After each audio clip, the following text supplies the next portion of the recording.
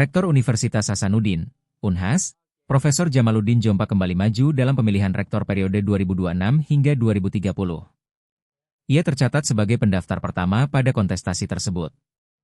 Usai menyerahkan berkas di Sekretariat Panitia Pemilihan Rektor, PPR, lantai 4 Gedung Rektorat Unhas, Profesor JJ menyampaikan alasannya. Menurutnya, banyak capaian pada periode pertama yang masih perlu ditingkatkan. Saya memutuskan untuk melanjutkan kepemimpinan ini. Capaian Unhas kita bisa akselerasi, katanya saat konferensi pers. Ia menegaskan posisi Unhas kini semakin diperhitungkan secara nasional berkat kebijakan strategis yang berjalan. Selama 3 tahun lebih, saya berusaha mengangkat Unhas sejajar dengan universitas lain. Semua butuh proses.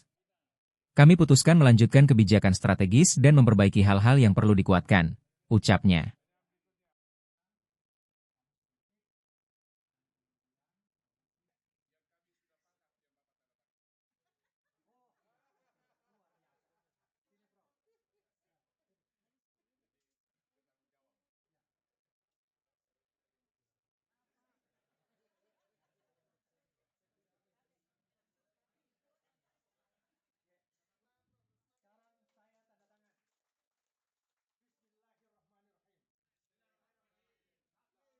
Download Tribun X sekarang, menghadirkan lokal menjadi Indonesia.